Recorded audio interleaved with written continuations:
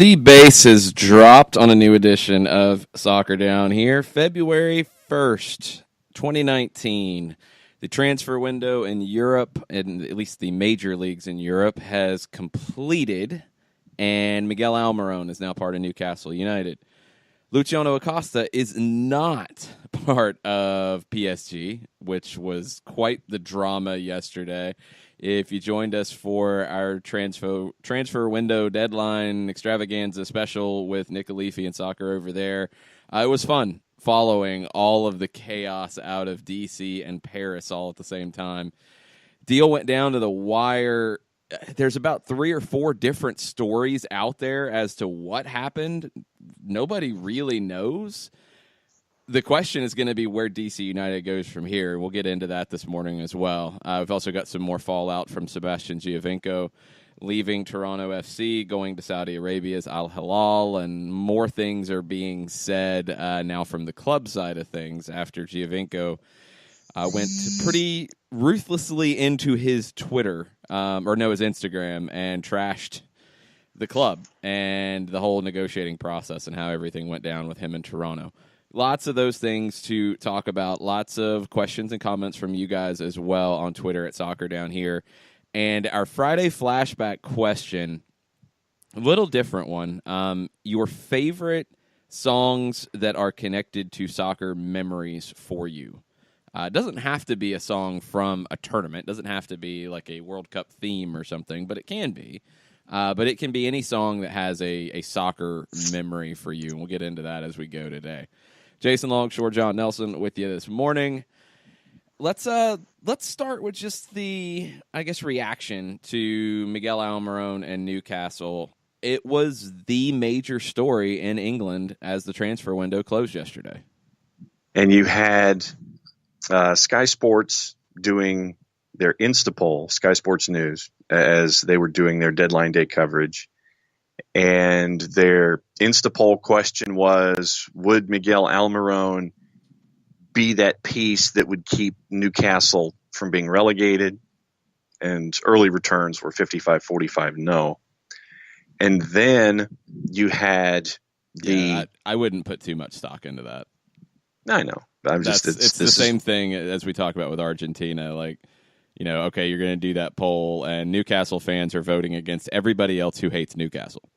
Of course. So that's just part of their programming. And then the top 5 Miguel Almiron searches in the UK were: who is Miguel Almiron? What position does he play? Where's he coming from?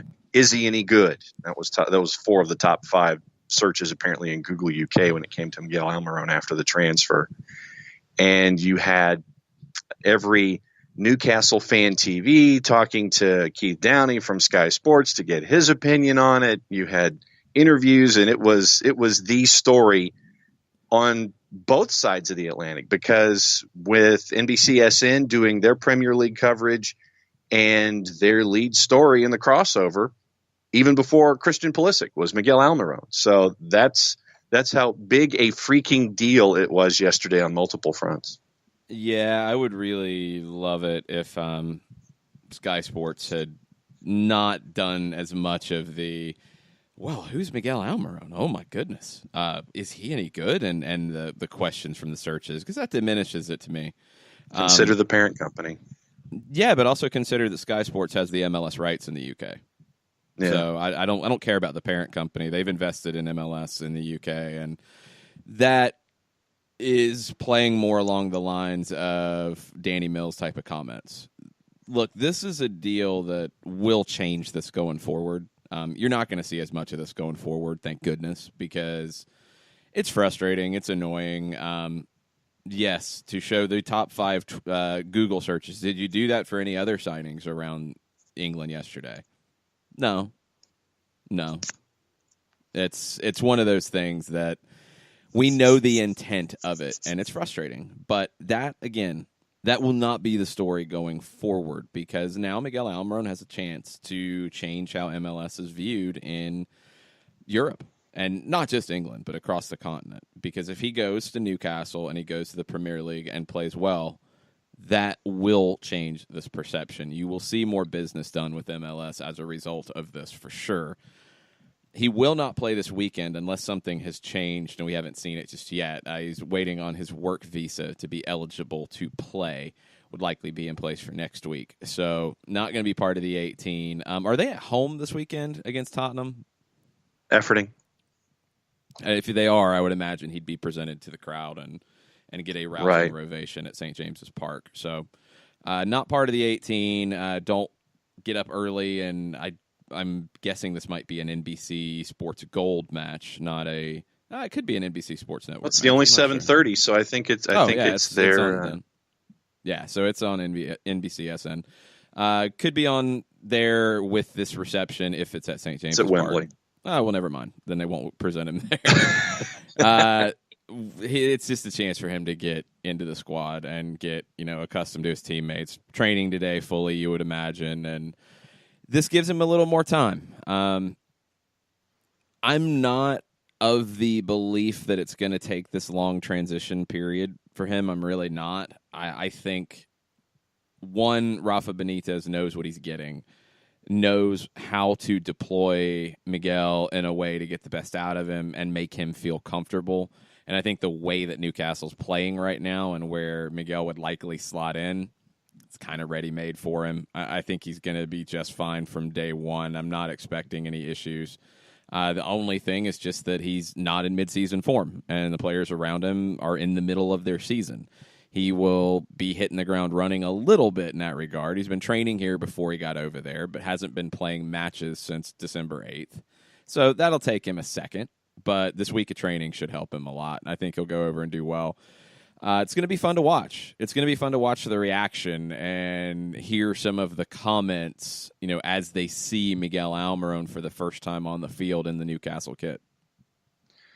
And I'm looking forward to it. And I know that there are a lot of Atlanta United fans, and we've had this conversation offline, that you'll have a lot more Atlanta United fans wearing Newcastle gear. They'll be more, plugged into what Newcastle's doing.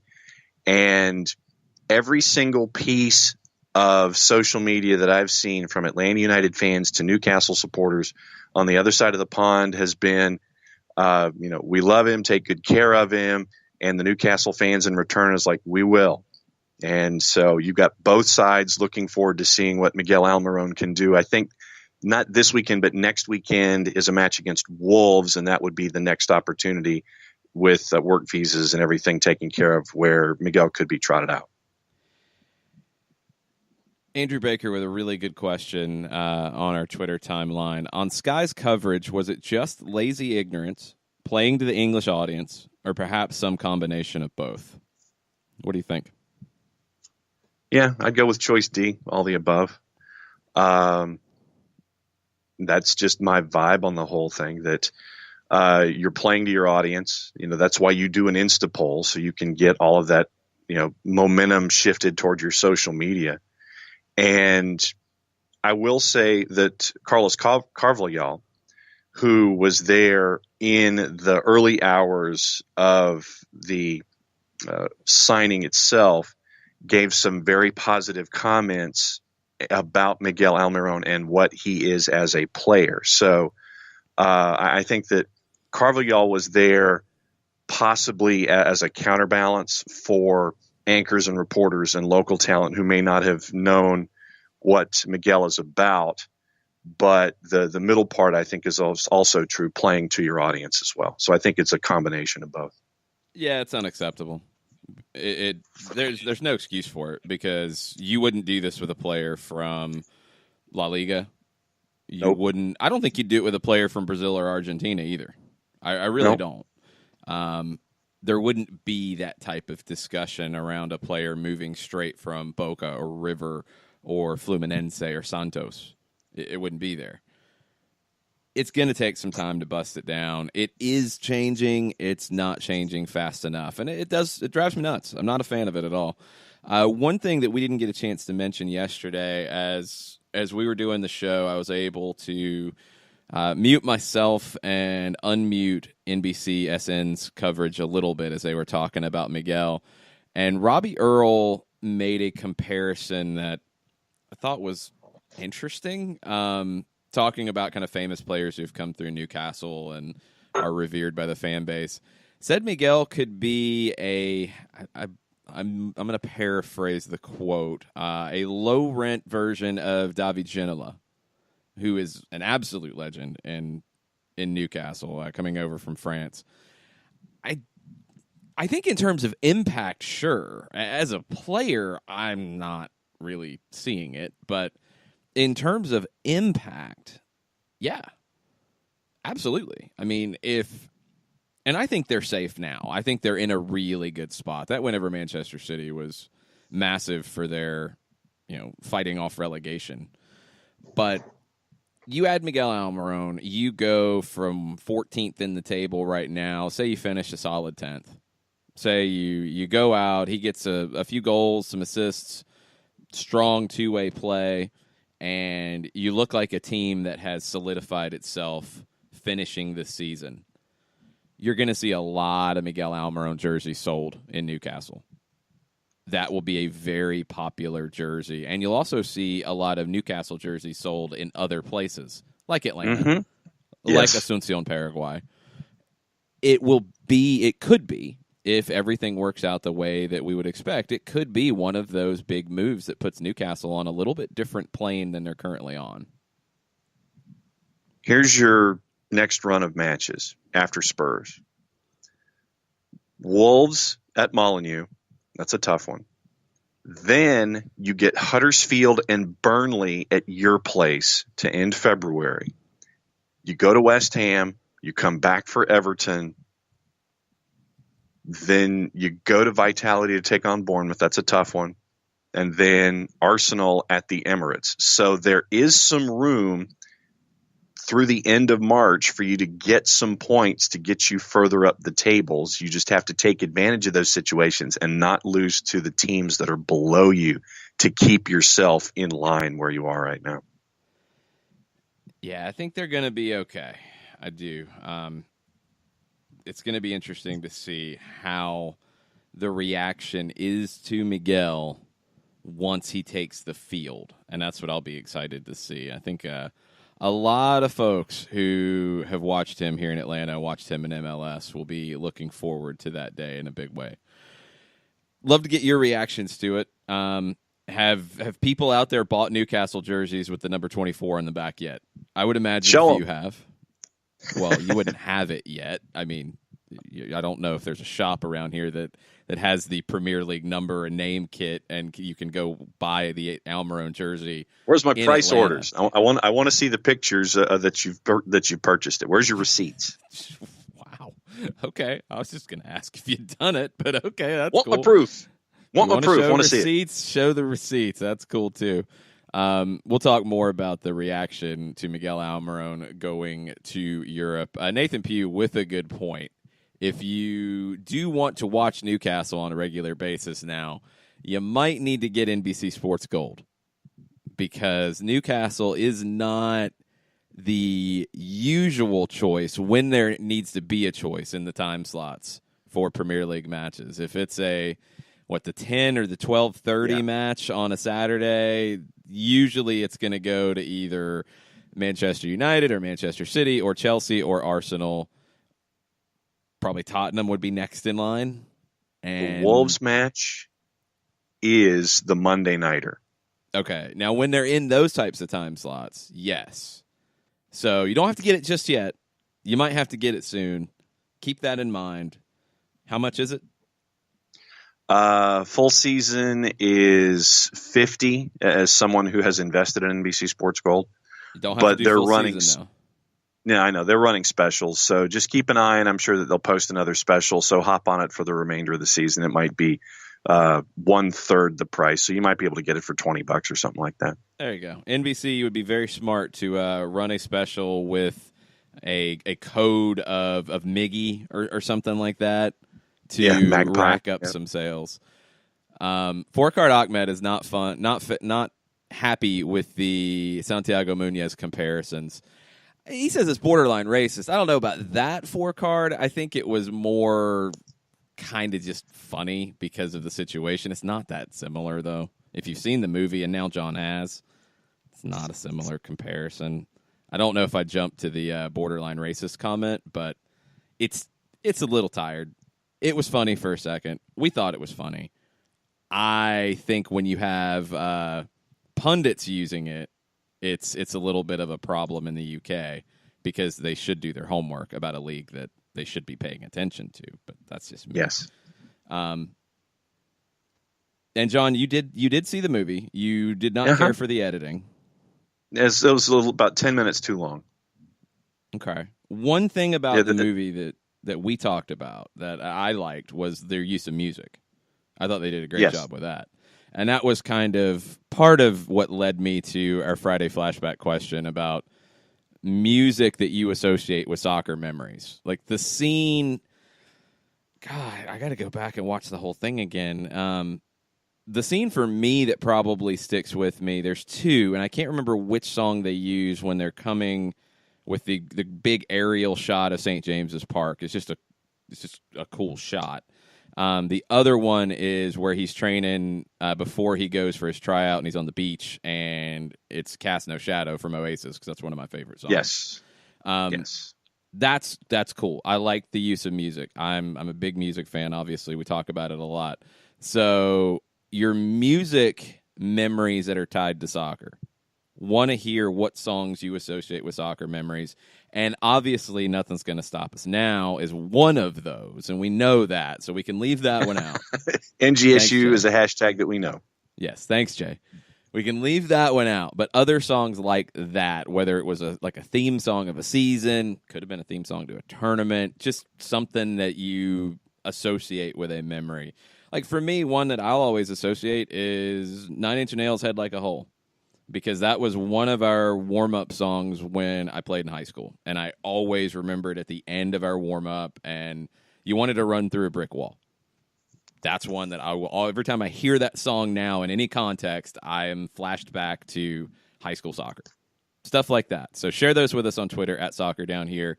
We're going to take a quick break, come back. We'll get into the Sebastian Giovinco drama, nonsense, craziness in Toronto. We have some new comments from Ali Curtis from TSN last night. Stay with us. We'll get those after the break.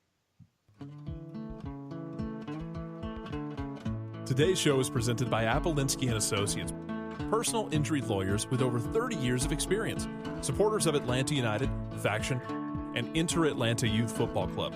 If you've been hurt in a wreck, contact Steve today at steve@aa-legal.com or call in 24/7 at 404-377-9191. The initial consultation is free.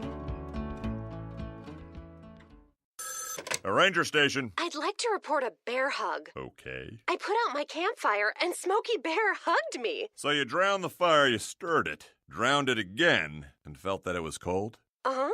Yep, he's just letting you know you did good. Bear hug from Smokey Bear. Status update. I'm gonna let you go now. There are many ways to start a fire, but one sure way to put it out.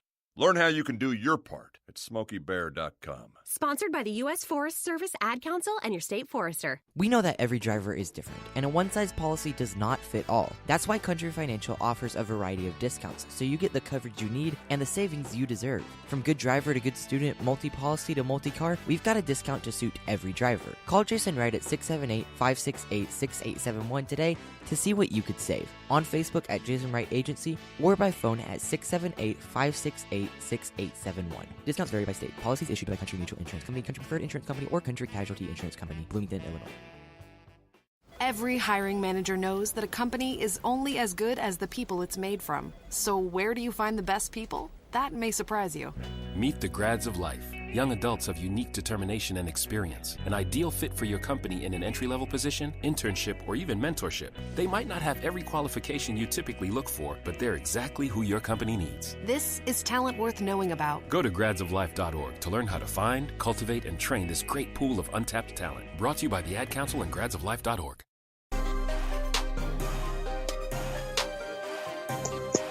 Welcome back. Soccer Down Here, February 1st. Jason Longshore, John Nelson with you this morning. We'll get into music. Man, some great responses on the music side we're retweeting right now. and share yours with us on Twitter at Soccer Down here. Your musical soccer memories. There's some fun ones, some ones that I didn't think of. I mean, I think for a lot of people it's kind of personal. Like Head Like a Hole for me is a high school soccer song. That's why it means something to me. I remember pulling into the illustrious Adams Stadium for the first ever Atlanta Ruckus home match. And there was like a giant line to get in because it was a big deal in 1995 for 4,000 people. And 99X was there broadcasting live. And I remember like pulling in and Are You Gonna Go My Way by Lenny Kravitz was blaring. So that's another one. Like, you hear songs and you're transported back somewhere. That's another one for me that I just associate with it. So stuff like that, or favorite World Cup theme songs or what have you, please share them with us on Twitter. We'll get into that as we go. Let's talk Sebastian Giovinco because stuff just keeps coming out, and I think it probably will for a little while. I don't think this story is necessarily done and dusted just yet. He was not very kind on his way out the door to the club, said some things, said that he would have taken less money to come back. Ali Curtis, the new general manager at Toronto FC, said that was news to him. Bill Manning said the same as well, club president. This is a very bad look all the way around. There's been a lot of discussion about it, about how Toronto's handled it, what's next for Toronto. Are they going to cut spending? They're saying, and reports and rumors out there are that they are lining up a big transfer for an attacking player that would be among the biggest transfer fees paid out in MLS. We'll see who that could be. Regardless of what's next, this is a bit of a black eye for a club that I think led MLS 2.0 and helped set the stage for a lot of Atlanta's success. They were not afraid to spend money in a big way and bring this big three together of Giovinco, Altidore, and Bradley. They earned 3 trophies in 2017 for it, but it's all fallen apart really fast, John. Yeah. And you look at all of these, you look at the big three, you put that aside. You've got Vanderveel, and that seems to be its own thing hanging over on the right-hand side of the page. And to have players who were insubordinate, challenging, whatever word you want to use, apparently on multiple fronts. And there's been some other stuff that's unsubstantiated about other players that we haven't even talked about. To have this kind of discord during preseason training, as you're getting ready for CONCACAF Champions League, to have players who want out in training in preseason this close to CONCACAF Champions League, not to have a plan, not to have a backup, and have all of this seemingly come cascading down on you at once and not have a way out.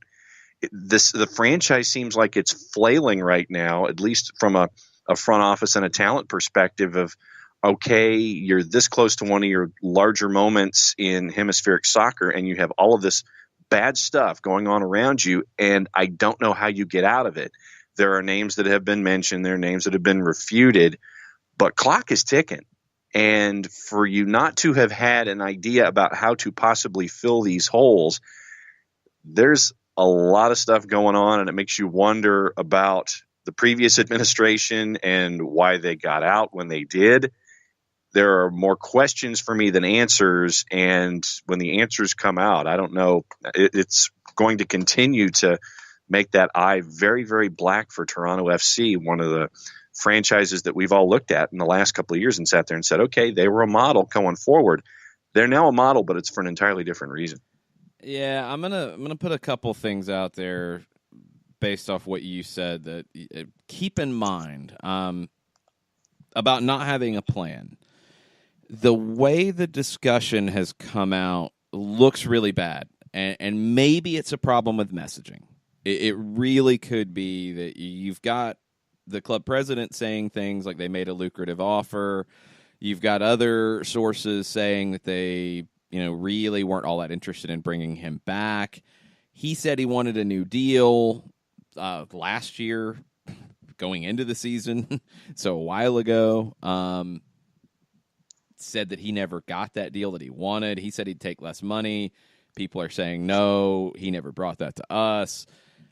Maybe it's just poor communication across the way, because there is talk about this big money designated players coming in.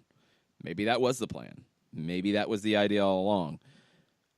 I wonder about it because CONCACAF Champions League for Toronto starts on February 19th. It's February 1st. That's not that long away. And this was a club that reached the final last year and took it incredibly seriously. Are they not taking it seriously this year?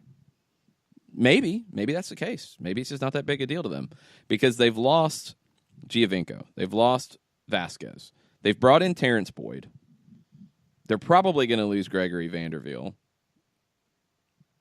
They've got to bring in more people to be competitive. They do have a fairly easy draw with Independiente from Panama in the round of 16. Maybe they just feel like they don't have to hit the ground running, and they can get through that and build as they go. But I want to see what's next before I say they didn't have a plan. I'll give them that. This has just been so awkwardly handled, and that's the biggest black eye for me, is that this is a club who has been incredibly professional in the last 5-6 years. After a bit of a rocky start, this club has really been building to be a heavyweight in this league, and they have been. This drama doesn't look like what you would expect from this type of club. That's been the biggest surprise for me. Let's hear a little bit from Ali Curtis and Christian Jack from TSN.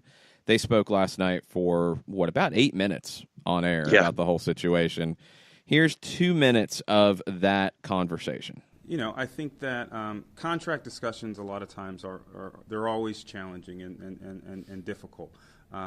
We were prepared to offered Sebastian a contract that would have made him one of the top paid players in the league moving forward this year, next year, and beyond. So it didn't work out that way. He wanted to pursue this opportunity in Saudi Arabia, and we've got to find a way to make sure that this team will be ready for next year, and we're looking forward to it. So just take us inside some of those negotiations, if you will. Now they're over. He said that he was willing to take less. You said that you offered him a very substantial amount of money.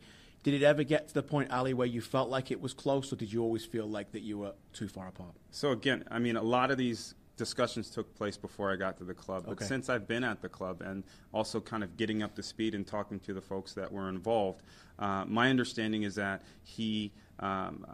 they presented us a number, and they didn't want to negotiate off of it, and it was more or less take it or leave it. And so that information and that understanding contradicts what was in the post.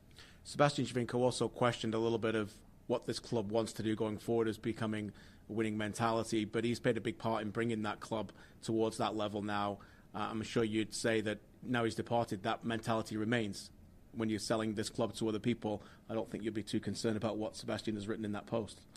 Listen, this club is unbelievable, and for the 3 to 4 weeks that I've been with the club thus far, it's been fantastic, and we are committed to winning today. We're committing to winning tomorrow. That means making difficult decisions. That means sometimes players do move on, but that also means we bring in new players as well. And we're excited to bring some new players in the near term that will help the club moving forward.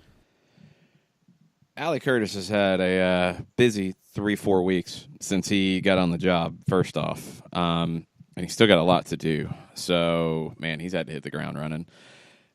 He said that it was a top offer, a lucrative offer. That's what Bill Manning said before they sold Sebastian Giovinco. Both Manning and Curtis have said that Giovinco, they've said it in different ways, but basically made an offer of what they wanted, what kind of salary he wanted, and that was it. They didn't want to negotiate. Toronto's saying that they offered a lot of money, but they're also saying that it was news to them that he would take less to stay. But they've both said, and Manning originally said in the top 5 to 6 in the league, that would put him around $5 million a year. Curtis came off of that a little bit, top 8. That would maybe stretch it down to $3 million or so a year.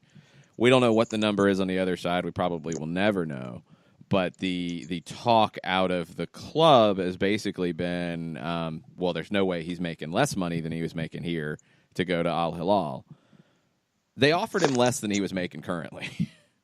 And maybe what they're implying is that the offer that Giovinco made to them was not to take a pay cut, although he said in his Instagram post that he would. Don't know where the truth is. This happens in these types of situations, but regardless, it's a bad look. And the way this was handled is a bad look, and Toronto didn't get a ton of a return for the best player in their club's history. And when you see something like that, the other portions of the interview, they discuss Vanderveel and his future. Ali Curtis said that they're trying to still work that out. Ali saw him working out in the weight room yesterday. And also that they have their eye on players, and there was a bit of a discussion as to how much allocation money could be used toward those players. Christian Jack mentioned that he had a guy in mind, wasn't going to specifically mention the guy, and know that Ali Curtis wasn't going to go back and forth with him on it. But Curtis continues to maintain that they're going to bring in a, quote, big-name player to fill the shoes of Giovinco. So it was a very wide-ranging interview for about 8 minutes, and Ali Curtis has now laid it out. Okay, here's what we're going to do. But I think, to your point, I think that the awkwardness of handling it, the Giovinco situation, and the communication of how things are progressing, even though we really don't have the right to know how everything is progressing. But the awkwardness of how it's being presented isn't showing well for Toronto FC, and you would think that a club that has done what it has done would have a better handle on doing something like this. Tafka chimes in and says, I'm going to be honest, I think Giovinco is more in the wrong here. He says he'd take less money, but I'm guessing his limit was $5 million and a long-term deal.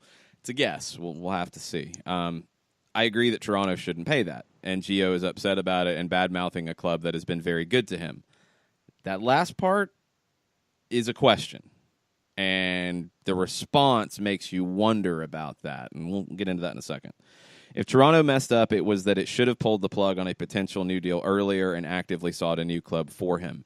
Other than that, I don't think Gio is worth investing another $15 million plus. It's dead money from here on if they do.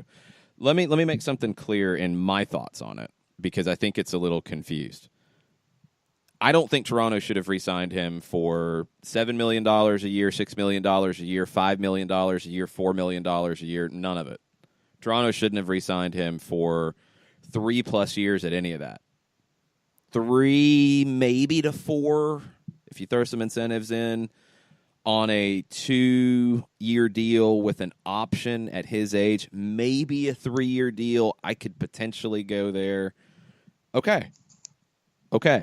But $5, $6, $7 million? No way. No way. I'm not saying Toronto should have just paid him whatever he wanted to make. Not at all. They didn't handle it correctly on any scale. And this is why I will say that. $2 to $3 million in a transfer fee for Sebastian Giovinco is chump change. You can't get into that situation where that's what you have to take. And they did. So that's one problem. They could have made a deal last summer and moved on and got more money in the transfer market. That would have been a smarter way to break this, because Giovinco has been talking since early last season, and it was during the Champions League run is when it started. He wanted a new contract. He wanted to end his career in Toronto. He wanted to know what his future was going to be. At that point, and really up until now, it hasn't been about Giovinco publicly demanding money. Maybe he was behind the scenes, but it was more about a long-term deal and wanted to end his career there. If you have a player who has been your focal point and the best player in your club's history, you need to be upfront with him. He deserves that. Your fan base deserves that. It can't linger and linger and linger. From reports, I don't know if there was any conversation last year about a new deal. At the end of the year, during the season, late in the season, Bezbachenko, the GM at the time, said that they would talk about it after the season. Bezbachenko's in the process of leaving. Ali Curtis was coming in. I don't know if anything was talked about, but that's where a president of the club or someone else has to get involved, because it lingered until training camp opened. And then Giovinco said, I've heard there's great offers. I'd like to stay here, but I don't know what my future is. The way it's been handled is the problem on my end from Toronto, because if you're thinking about going to Toronto, you have to wonder about how they treated the most legendary player they've ever had. Even if Giovinco's wrong in wanting more money and all that, that's fine. He might have thought that, hey, I can get this kind of money. I deserve this kind of money. Toronto is completely within their rights to say, no, we're not paying it. But because of the service you've given the club and what you've done here, we want to do right by you. What can we do here? Is it time to go? Do we need to help find you another club right now that will pay you that type of money? Let's do it. Yeah, it's the summer of 2018, and we've got a slim shot at a playoff spot, but you have given everything to this club. We're going to do this for the club's future, but also for yours. The communication broke down somewhere along the line, and that led to that Instagram post. You can't let it get to that point because it is a black eye. It's a black eye on the club, and now if you're negotiating with big-time players, they're going to ask you about it. And they're going to ask about what happened with Vanderveel. And they're going to ask about why Altidore is saying, well, I'd like to stay, but it doesn't sound like the club wants me. They're going to ask these things. The agents are going to ask these things. And you've got to deal with that now. It shouldn't have got to that point. The thing that sticks out to me in this is just the perceived profound lack of any kind of interaction or communication between a front office and a star player. And it seems to be multiple star players at this point, if you include Altidore in this discussion, even though I know we're talking specifically about Giovinco. And for a franchise that was one of the forerunners in the last couple of years to have this kind of a breakdown when it comes to foreplanning, forethought, communication with athletes that have been an integral part of your success and an integral part of your community. This is a major behind-the-scenes issue for me. And to your point, if I'm a star player, why would I want to go there if I'm seeing how you're handling Giovinco? Because the same thing could happen to me, and I wouldn't want that. And I'm stuck in a situation that I may not want to be in. It should have been handled a year ago. And it comes into foreplanning and forethought, and it almost seems to me like they're taking players for granted almost that they will hang around. And then when it comes time to do something on the hop, the player's like, nah, we haven't been talking about this. And now you want to come to me at the last and give me, A, B, C, D, or E when it comes to contract numbers. And I'm just like, no, you haven't treated me with the respect that I would have liked to have thought I deserved from all of the things that I've done for the franchise and with the franchise. And you end up with this as the first result that could be more than that when it comes to your star players. We have not heard word one from Michael Bradley about any of this. He's been at national team camp, so that I'm going to leave that out of it because he hasn't been in Toronto camp at all this season. So Ali Curtis has maintained in public interviews recently that they have been in contact with Altidor's and Bradley's representation about staying. If they wanted to sign them, and this obviously goes back to the Bezbatchenko administration, that if they wanted to sign them, I think that it should have been done a year ago instead of at the last when you're having everything and you're trying to cram for an exam. And usually when you're cramming for an exam, it doesn't turn out well. And we're seeing that Toronto FC is failing the exam right now. Not necessarily in what you said last. And I want to clarify something before we go to break. You can try to get a deal done, and it doesn't get done before you get into the last. That can happen, absolutely. You can do everything right, and it just doesn't happen yet. Okay, that's fine. My issue is with the way the club has communicated on this, both with the players, at least from public statements that the players have made, and the way they've communicated it to their fan base, because I think Toronto fans are very confused at the moment. Agreed. The biggest difference, and Tafka said what I said was pretty much the same as what he said, and it's not because of the first thing. I think Gio is more in the wrong here, according to Tafka. I disagree. I think the club handled this incorrectly, and they are in the wrong because of where it got to. Should Giovinco have Instagrammed his statement? You wish not. You wish that wouldn't happen, but he did. I think the club handling the situation better could have avoided it, and the club didn't get what they should have out of Giovinco in transferring him. They didn't have their most legendary player in club history leave on a good note.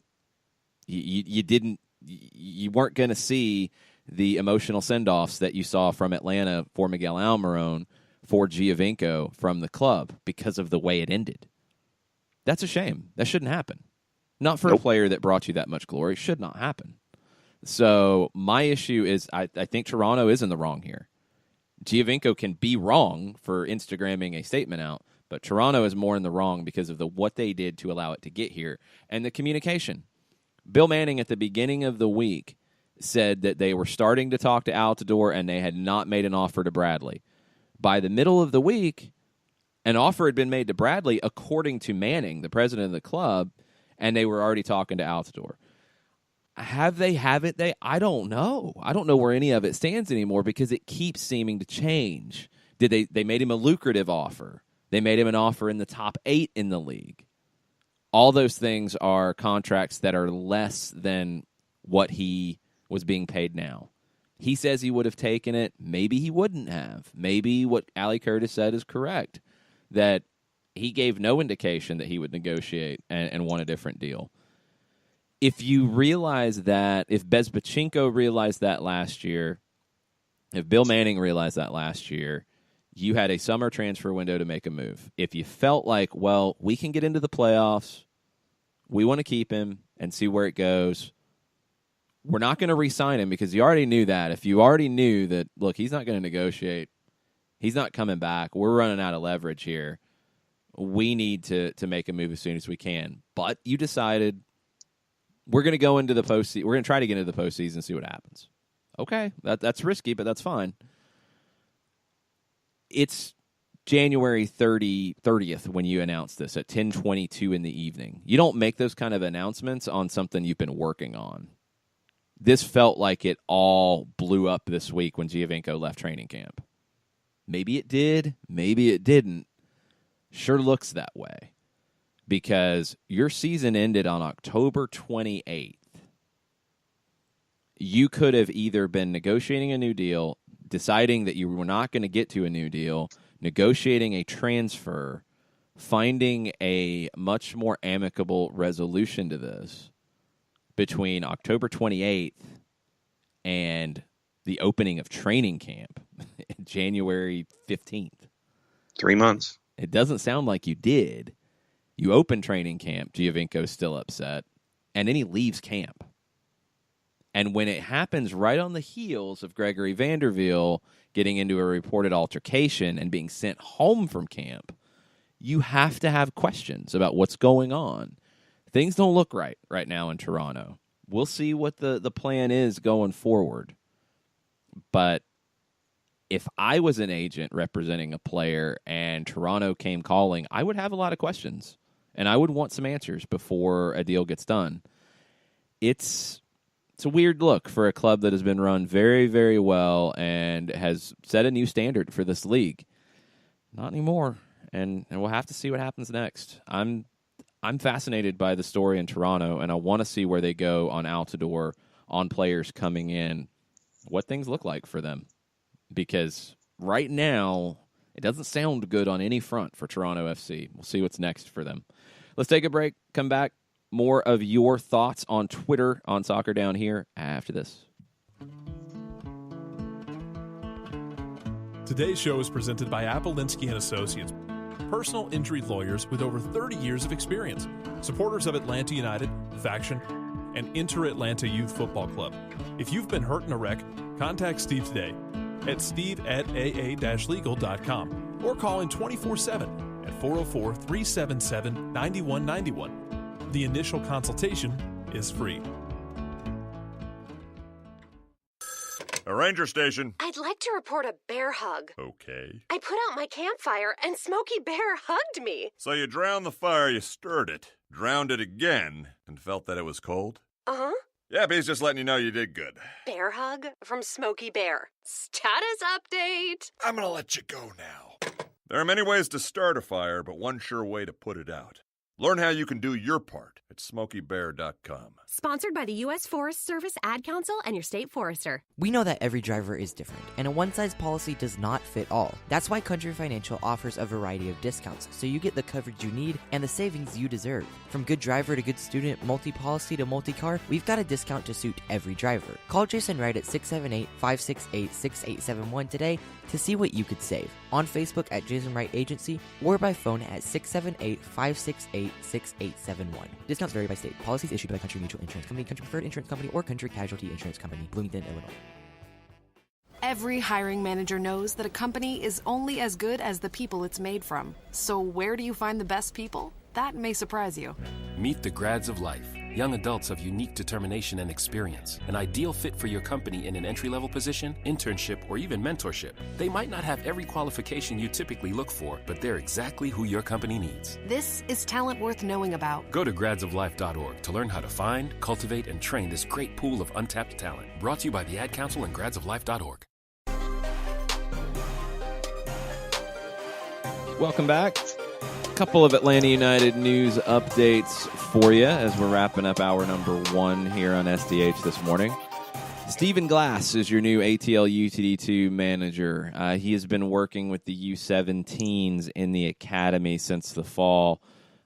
Former Newcastle player. Kind of funny how all that goes down, isn't it? Also ended his career professionally with the Carolina Railhawks, now North Carolina FC, and that's where he started coaching. So he will be taking over for Atlanta United 2. Scott Donnelly, according to Felipe Cardenas, has moved into a scouting role for Manchester United in this continent, which is a pretty good move for Scott. So we wish Scott all the best. Always great talking to him all season last year. We will have a 1v1 coming up soon with Stephen Glass as Atl Utd-2 opens their training for the preseason, I believe this weekend, actually, and they have some preseason matches coming up. One that we know you would be able to attend is up in Chattanooga in February 23rd. Is that right, John? Yeah, it's immediately after the Costa Rica trip. Everybody comes back, and then you head to Chattanooga. On February 23rd, yes, in Chattanooga against the Red Wolves in a preseason friendly for Atl Utd-2.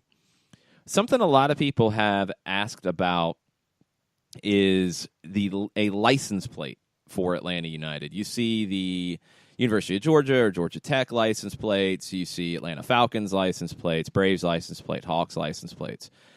When would Atlanta United get one? Well, it's a process. It has to go through the State Department of Transportation. You have to have a bill submitted to the state legislature. And that bill is now in front of the Georgia Senate to add an Atlanta United specialty license plate to the ones offered by the state. The proceeds would benefit the Atlanta United Foundation, which does great work in making the game more accessible to everyone. They've done some great projects with Soccer in the Streets and other nonprofits in the metro Atlanta area. So it'd be for a good cause, and there you go. This should be coming. I don't know what the process is. I know it's in front of the Georgia Senate, but I don't know what the process is for how long it might take and all of that. But keep an eye on that. If you are renewing your license plate, maybe you will have an opportunity to get an Atlanta United one here very soon. The U.S. Open Cup. Atlanta United will enter in the 4th round of the tournament on June 12th, so you can circle that date. Could be home, could be away. That's when MLS teams enter the tournament. The tournament will start at the beginning of May, and that's where the amateur teams who have survived regional qualifying, the NPSL and USL League 2 teams will enter there as well as the USL League 1 teams. South Georgia Tormenta, our friends down in Statesboro, both of their teams, their USL League 1 team and their USL League 2 team, who qualified based off last season, they are both in the tournament this year. They're both entering in the first round. It'll be fun to see how far they can go. They won't play each other. They will be on opposite ends of the bracket, so they won't be drawn against each other because that would just be weird. But they will both be in it. Tormenta also has a preseason friendly coming up. Tampa Bay Rowdies from the USL Championship will be coming up to Statesboro on February 23rd to face Tormenta. And then I believe on the 24th they're facing Georgia Southern University in a friendly as well. The Rowdies are going to spend some time in a training camp in the Statesboro area. As Darren Van Tassel, our friend in Statesboro with Tormenta, gets further along in the stadium project and the training facility that's being built for Tormenta, you would expect more teams to take advantage of preseason training in Statesboro. It's going to be pretty cool to see that. It's going to be an opportunity to see some friendlies. Not too far from us and not too far from some of y'all who listen. Not too far from our friends down at ESPN Coastal as well. Let's take a break, come back, wrap up hour number 1 after this. As a business owner, you know that every year brings new challenges and opportunities. The success of your business demands expertise and focus. And Country Financial can help you keep that focus by helping ensure you have the right insurance protection in place to meet your goals. Jason Wright can help you create a customized insurance plan that has coverages designed just for your business. Give Jason a call at 678-568-6871 or reach him on Facebook at Jason Wright Agency. Coverages vary by state. Policies issued by Country Mutual Insurance Company, Bloomington, Illinois. Got issues with youth or high school sports? Positive Coaching Alliance can help. PCA is a national nonprofit working to transform youth and high school sports so that every child has a positive character-building youth sports experience. PCA provides live and online workshops to train double-goal coaches whose first goal is winning and whose second, more important goal is teaching life lessons through sports. PCA also has workshops for parents and high school student-athletes. For more information, please visit positivecoach.org. If you've been hurt in a car wreck, contact my friend Steve Apolinski of Apolinski & Associates. He's been representing individuals for over 30 years throughout Georgia and Alabama. Email him at steve@aa-legal.com or call him 24/7 at 404-377-9191. The initial consultation is free.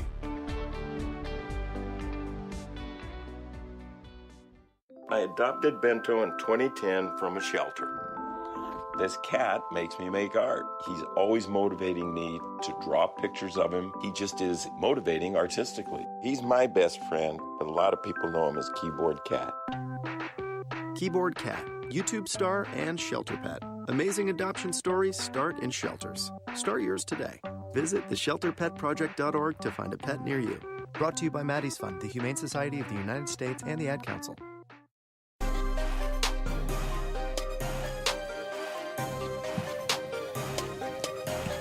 Welcome back. A few technical difficulties on our end. We're trying to find John in the ether of the internet's connection issues. So hang tight with us. We're about done with hour number 1. Our Friday flashback question today is your favorite songs that are tied to soccer memories.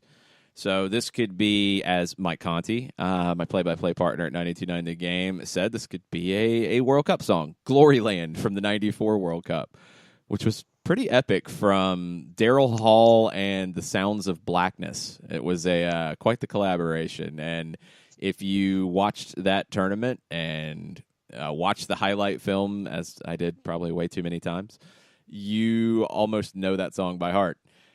Cup of Life from the 98 World Cup, Ricky Martin, the song that kind of launched his English language career, was massive. It was huge. I think he did it at the Grammy Awards that year or in the beginning of 99 and like blew everybody's mind.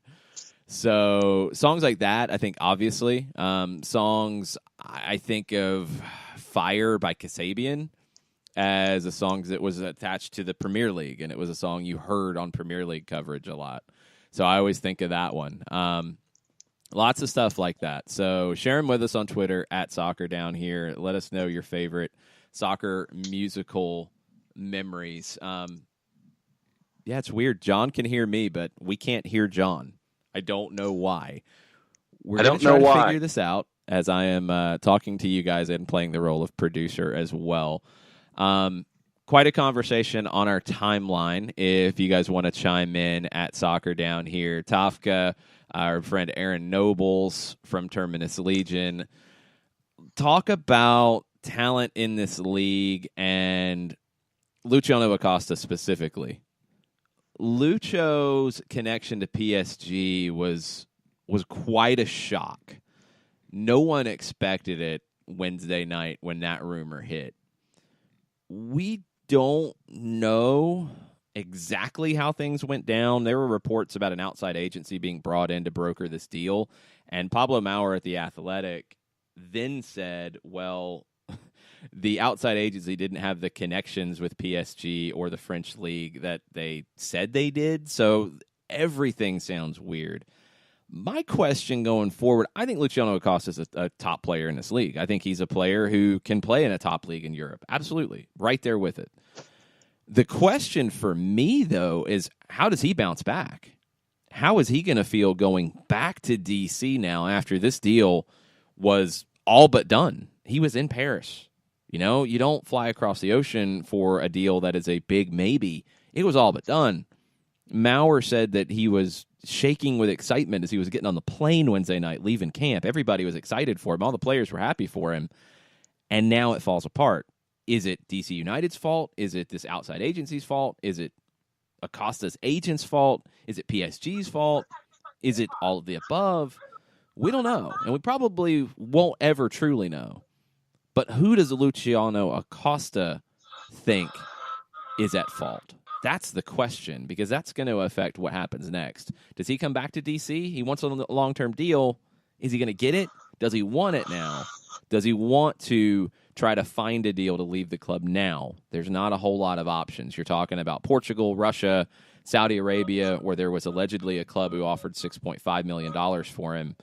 Can they get up to $10 million? I don't know. Maybe. It's going to be an interesting story now to see what happens in D.C. with Luciano Acosta. If he goes and they bring in that type of money, I think Yamil Assad comes back. That's another subplot to this. We'll get into all that. Musical memories in hour number 2 right after this. Stay with us. We'll be right back. As a business owner, you know that every year brings new challenges and opportunities. The success of your business demands expertise and focus. And Country Financial can help you keep that focus by helping ensure you have the right insurance protection in place to meet your goals. Jason Wright can help you create a customized insurance plan that has coverages designed just for your business. Give Jason a call at 678-568-6871 or reach him on Facebook at Jason Wright Agency. Coverages vary by state. Policies issued by Country Mutual Insurance Company, Bloomington, Illinois. Got issues with youth or high school sports? Positive Coaching Alliance can help. PCA is a national nonprofit working to transform youth and high school sports so that every child has a positive character-building youth sports experience. PCA provides live and online workshops to train double-goal coaches whose first goal is winning and whose second, more important goal is teaching life lessons through sports. PCA also has workshops for parents and high school student athletes. For more information, please visit positivecoach.org.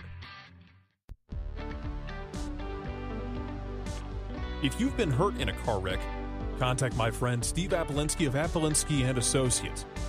He's been representing individuals for over 30 years throughout Georgia and Alabama. Email him at steve@aa-legal.com or call him 24/7 at 404-377-9191. The initial consultation is free.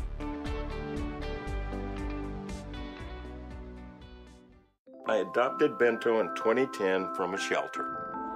This cat makes me make art. He's always motivating me to draw pictures of him. He just is motivating artistically. He's my best friend, but a lot of people know him as Keyboard Cat. Keyboard Cat, YouTube star and shelter pet. Amazing adoption stories start in shelters. Start yours today. Visit theshelterpetproject.org to find a pet near you. Brought to you by Maddie's Fund, the Humane Society of the United States, and the Ad Council. You're listening to Soccer Down Here daily on SDH Networks, a division of OSG Sports. Find us at Soccer Down Here on Facebook and Twitter. The time is now the top of the hour. Peep, y'all.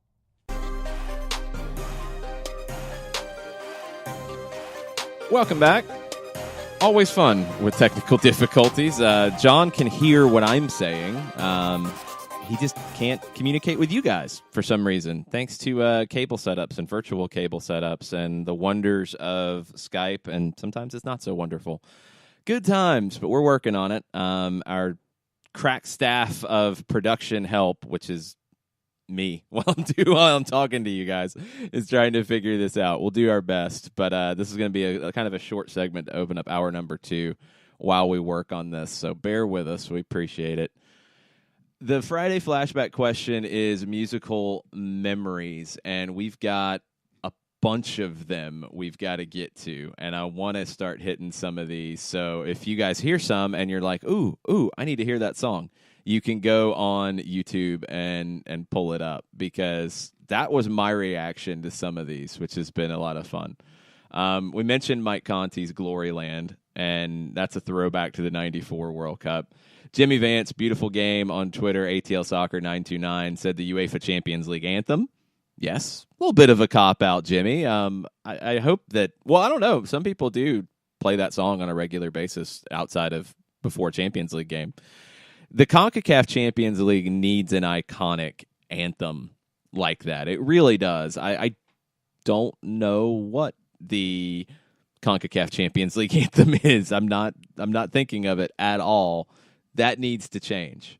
I hope that can change, and we'll see what is played in Costa Rica on February 21st ahead of Atlanta United's match with Herediano.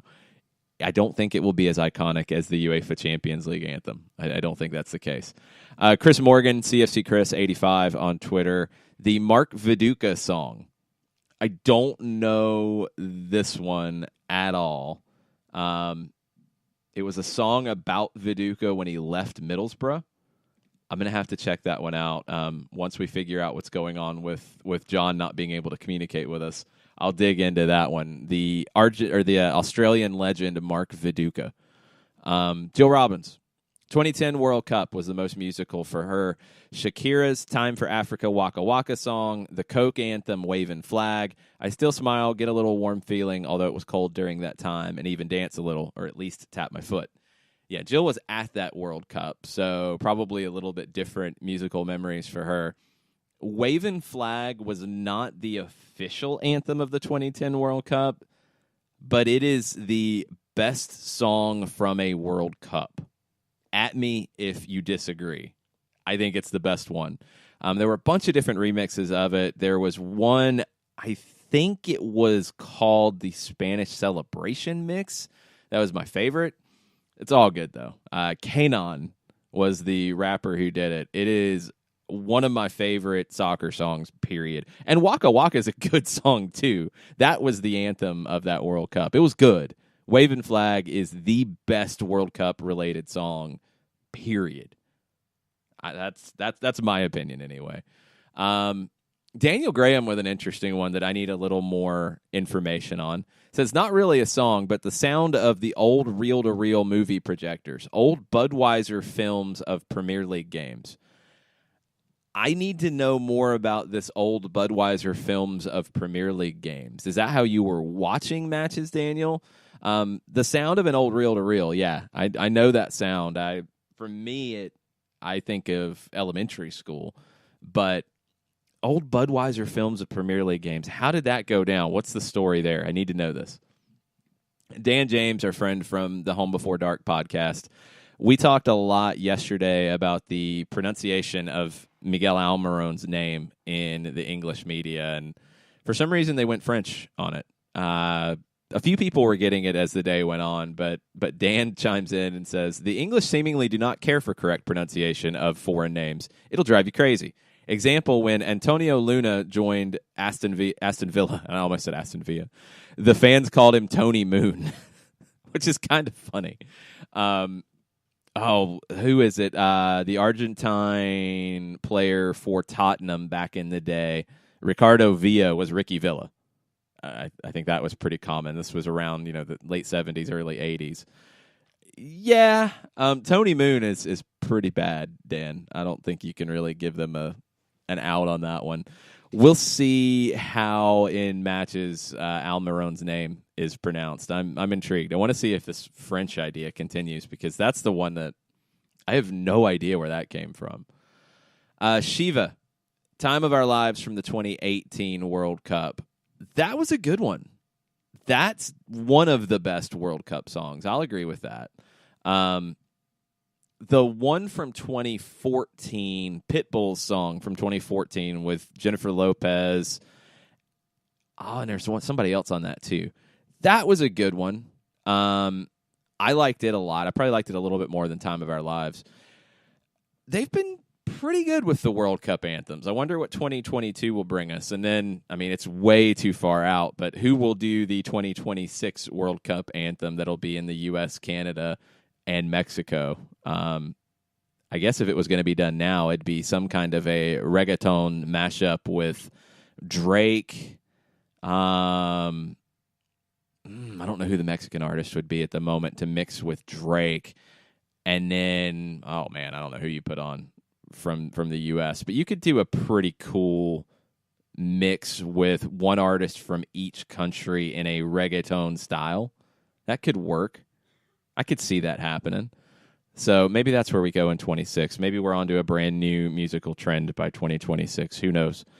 We'll get into more of the musical mixes in a bit. We're also going to take a quick break here and try to solve John's muting issues and not being able to speak to all of us. We're going to work on that. Hang out with us. We'll be right back. Today's show is presented by Atl Utd-Manager Associates, personal injury lawyers with over 30 years of experience, supporters of Atlanta United, Faction, and Inter-Atlanta Youth Football Club. If you've been hurt in a wreck, contact Steve today at steve@aa-legal.com or call in 24/7 at 404-377-9191. The initial consultation is free.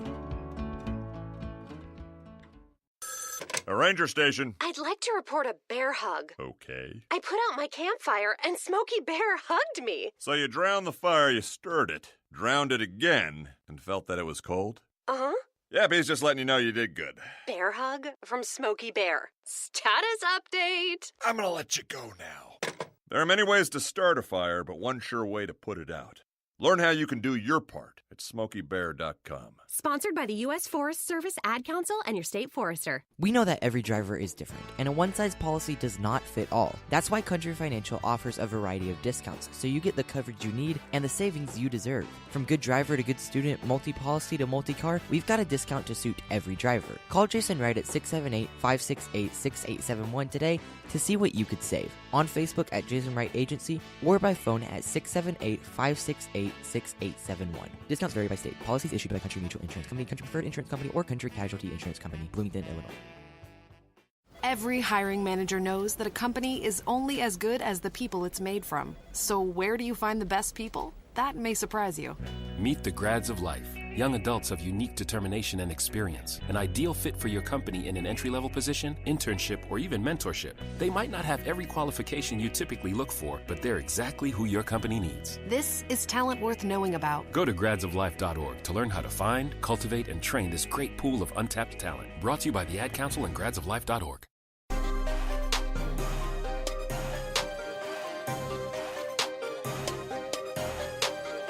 The technical difficulties have taken John out of the show, unfortunately. Virtual cables are difficult to repair, I am learning, in the run of the show. So We'll probably cut this just a little short today, but we're going to keep going on the musical memories, and please share them with us on Twitter at Soccer Down Here. If you have a link to a YouTube, go ahead and link that too so everybody can listen to the songs that you're sharing with us.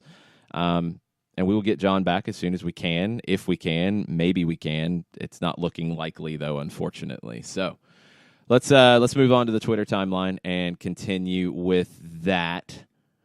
Kefsey with one that I did not know was something sung in England. Lovely Day, Bill Withers, which is a great song, period. And I would sing along to it anywhere. I didn't know that was a song associated with soccer and chants and stuff. That's very cool. That would be a fun one. I still go back to one of my favorites that is sung in the crowd at Ajax, Three Little Birds, Bob Marley. I would love to see Atlanta United fans do something with that to kind of make that link stronger with Ajax and Frank de Boer. I believe at Ajax they play it as the last song as the teams are coming back out for the second half, or it's the last song in the warm-up. I can't remember which, but it's really cool to hear 50, 60,000 people singing Three Little Birds by Bob Marley. I'm a big fan of that, so, just an idea. 17s, if you want to take it. Just a thought, just an idea. Others, let's see. Joe Bost, all he's got is Nothing's Going to Stop Us Now. So, Joe, we need to get some more soccer songs for you. You're new, but it's okay. It's all good. We'll get some more soccer memories associated to music for you. No problem. Rachel Affleck tried to buy a Miggy Newcastle jersey on a Newcastle store site. It won't accept a U.S. zip code. That's not cool. What's up with that, Newcastle? You're losing out on money from Atlanta United fans who want to buy Miguel Almiron jerseys. I would assume that soccer.com, Eurosport, would be able to take care of you. I know they do the official numbering and all that. I know there's other sites. World Soccer Shop is another one that would do English jerseys with the authentic lettering and numbering. So check out those if you're looking for stateside shops that would have it. Newcastle needs an American shop now, I think. I mean, they have DeAndre Yedlin as well. You would think that they would be able to sell stuff to U.S. zip codes. Very disappointed, Newcastle. Come on. Update that we didn't hit yet. The New York Red Bulls match with Atlanta United at Red Bull Arena on May 19th has been moved back. It was originally a 1 p.m. kick. It will be a 5 p.m. kick now on that Sunday. Maybe that's due to national TV windows. I think that was a national TV game anyway, but 5 o'clock is in that traditional national TV window. So maybe it's been pushed back for that. 1 o'clock games in June, July, August, not a great idea. May, it might not have been too crazy hot, but 5 will be much better. I appreciate it too, Red Bulls. Thank you. 4-card, Chumbawamba's tub thumping always takes me back to high school playing FIFA 98. That's a good one because the FIFA games and the songs from those definitely get in your mind with soccer memories. Absolutely. I forgot about tub thumping on FIFA 98. That's one of my all-time favorite FIFA games. That was the one, FIFA 98 Road to the World Cup, that had the full World Cup qualifying for the first team. So you had 200 countries in it. You could pick whatever country, and it was the accurate World Cup qualifying campaign that you had to undergo to get that team into the World Cup. And, I remember getting it, because I think it came out over the Thanksgiving break. And I remember getting it on Black Friday and going back to college in Athens and playing it pretty much all night long, trying to qualify the U.S. for the World Cup. And then we'd go through and pick other random countries and try to qualify. And this is all on the old PlayStation 1 because I'm old, and it was great. I forgot Tub Thumping was in it. There's a bunch of other FIFA songs that are definitely associated with it. I'm sure those are going to come up too. Dan James, Three Lions by Badil and Skinner with the Lightning Seeds. It's coming home. That was 96 European Championships. The theme song for the tournament, it wasn't the official England song, I don't think, Dan, was it? Or was it the... Because they always do a tournament song for a World Cup. New Order had a great one, World in Motion. I believe that was 1990 World Cup. That was the English national team song. If you haven't seen it, I will have to find it and retweet it next time I take a break. The song from the U.S. team in 1990, I never saw it at the time because there wasn't really a lot of talk about the World Cup in 1990 for the U.S. men's national team. But anyway, there was a theme song, and it was a no-name artist, and it featured a video with the team on a beach, kicking soccer balls around, juggling. It's hilariously bad 1989, 1990 music. I'm going to find that on YouTube. It's out there because I generally blast it out every World Cup and laugh my head off.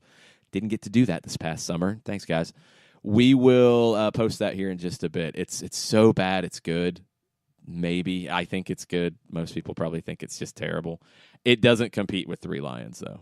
It does not compete with that at all. I agree, Dan. Others. John Nason with one I did not know. The Premier League launched in 1992 with Alive and Kicking from Simple Minds as the theme. Love the memories and seeing Coventry City represented. It's been a while for that one, John. That's awesome. That's a great song for a theme for a TV coverage or to kick something off. That's a great one. An underrated Simple Minds song. Richard Chennis has the 2010 World Cup soundtrack, sharing from Jill. That, as an album, because they started doing, the World Cup album, that's one of the best. The 98 one was pretty good. I remember playing that a lot.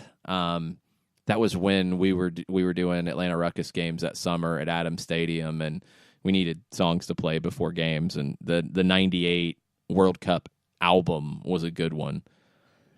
The 2010 one, it's got Waving Flag. It's got Waka Waka. I think Shakira has another song on there, too. I think there's like some mix of Hips Don't Lie, maybe, that's in there. That's a good one. The 2014 album was really good. There was a song with Aloe Black that was, I think, Coca-Cola's theme from the 2014 World Cup that I really liked and played a lot. There was a number of good songs on that one. The Pitbull one was the official theme and got the most play, but there were some other good ones from 14. I'll agree with you, Richard, though. I think 10 might be the best overall album from a World Cup. We go to a lot of World Cup songs because I think that's where we get, music, but Riley has a great point, Riley Maletsky. Anytime We Ready comes on before an Atlanta United match, I get chills. Same. Now, if I hear it, and the NFL has grabbed We Ready and used it in a great commercial they were running during the playoffs. Every time I hear that song, and I've heard that song for a long time, every time I hear it now, I'm like, okay, what's time for game? I'm ready to go. What's up? Let's go.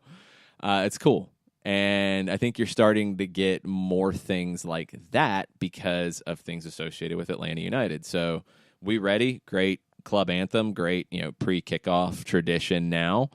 Shawty Low, They Know, which is played during the introductions when Steve Craig reads the lineup out. That's very cool. I always think, okay, it's time to go when I hear that now.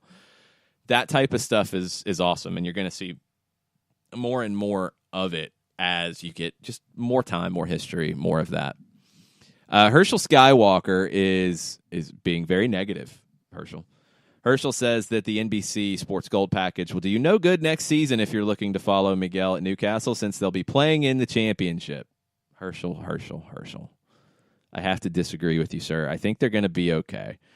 I think they had enough talent to stay up before, but it would have been risky. I think now they're going to be fine. I think Miguel's actually going to be a good fit, help them a lot.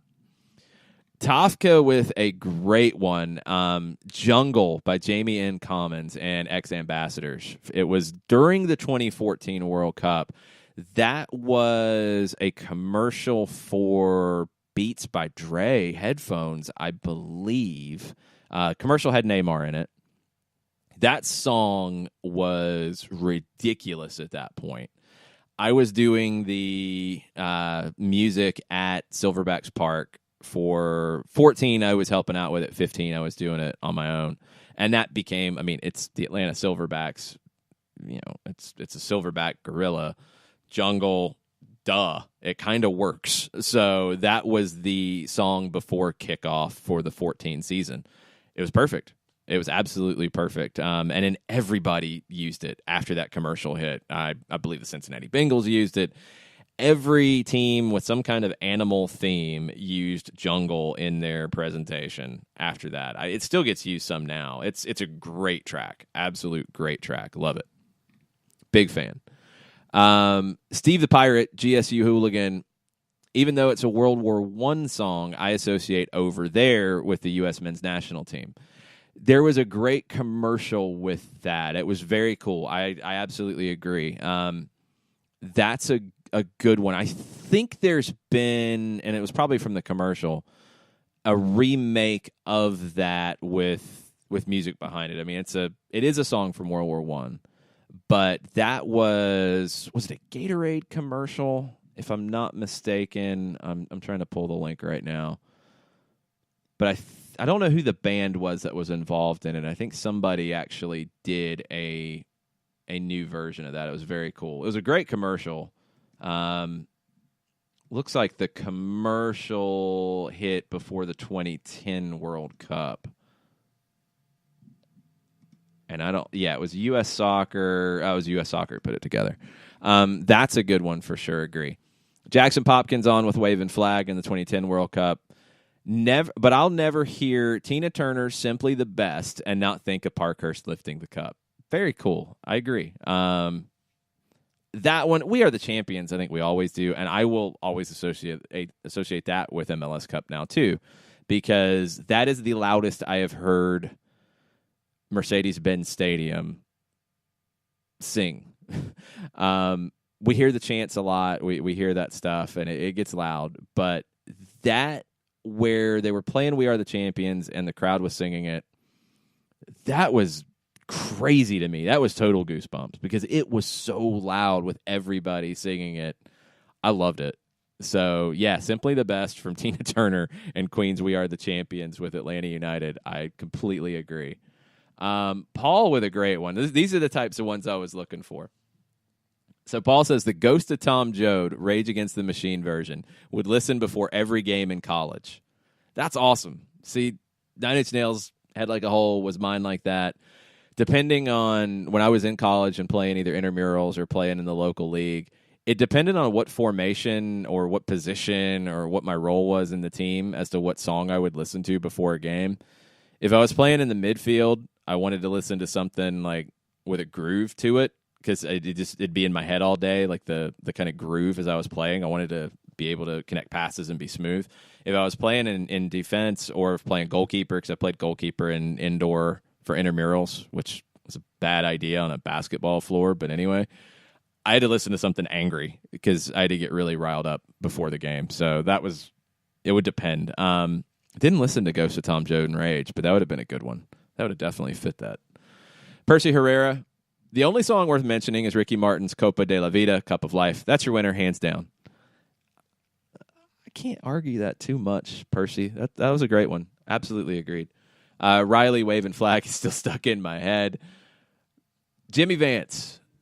Peter Bjorn and John's Young Folks. That was, I think, the intro song on FIFA 08 on the start menu. First FIFA game that I really got hooked on and played season after season with Manchester United. Is that better? Yes, that is much better.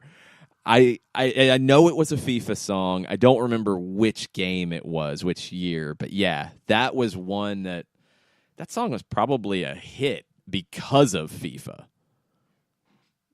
I don't know if it would have been a hit if FIFA hadn't happened. So, yeah, I think that's it. Okay, what else? 2026 anthem, according to Jeff Guggenheim, will be Maroon 5. Hey, now, I have a soft spot for Maroon 5. I saw them a long, long time ago when they were played on alternative rock radio. Yeah, that happened. That was a thing. It did happen. I actually met them back then as their first album came out. They were a good group of guys. They were very cool. They talked to all 30 people who were in the Cotton Club that night. It's been a long road for them.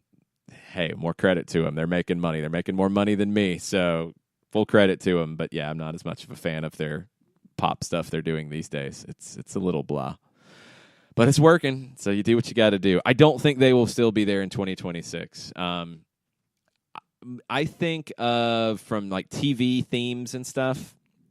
2006, the U2 album, they used a lot of it during it, but City of Blinding Lights was one that I'll always think of getting ready for a match when that song hits. It's a great song for a video montage. That was one. Coldplay did a lot with 2014 and ESPN's coverage of the World Cup in Brazil. I can't remember the song specifically, though, but I know they were all over that coverage. U2 in 06 and a little bit in 10 as well on ESPN. But City of Blinding Lights is the one I'll go to. Another random one, and it really isn't a direct soccer connection, is The Killer's first album, Hot Fuss. That came out right during the 2004 European Championships, and I was going to watch a bunch of the games at the Brew House, and I loved the album, and I was listening to it all the time that summer. So I always, when I hear anything from that album, I always think of the 2004 Euros and Greece winning the thing. Shockingly, it was bizarre. I'm going to take a quick break. I'm going to give one more shot to see if I can get John back on the line so he can chime in here. Gwen's all riled up, too. Maybe she can help fix the sound issues that we're having. Hang tight. Take a break. We'll be right back.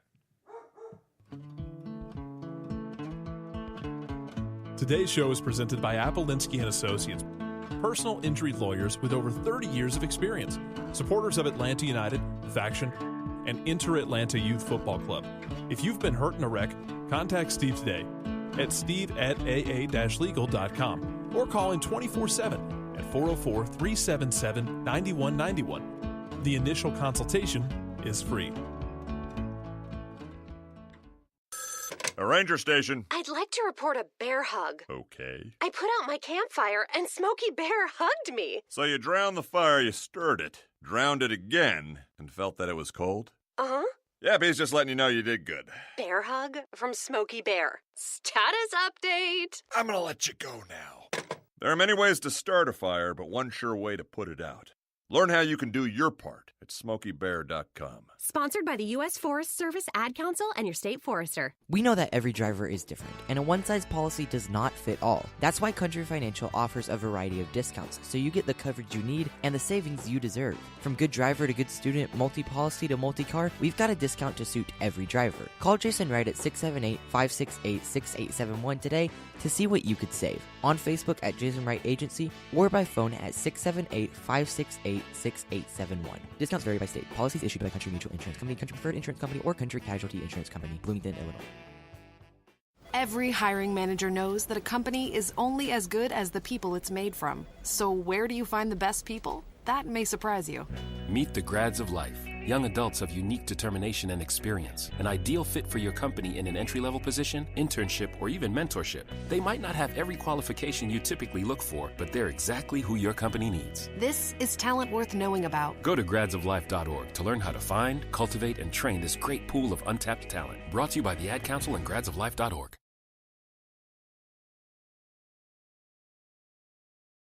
As a business owner, you know that every year brings new challenges and opportunities. The success of your business demands expertise and focus. And Country Financial can help you keep that focus by helping ensure you have the right insurance protection in place to meet your goals. Jason Wright can help you create a customized insurance plan that has coverages designed just for your business. Give Jason a call at 678-568-6871 or reach him on Facebook at Jason Wright Agency. Coverages vary by state. Policies issued by Country Mutual Insurance Company, Bloomington, Illinois.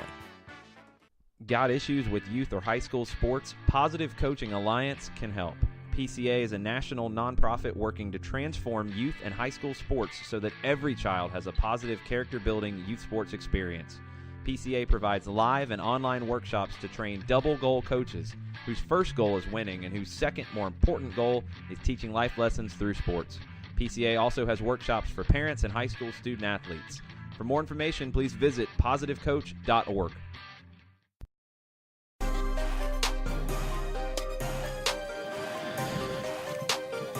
Yeah, it's really hard to correct sound issues with virtual cables. So that's where we're at.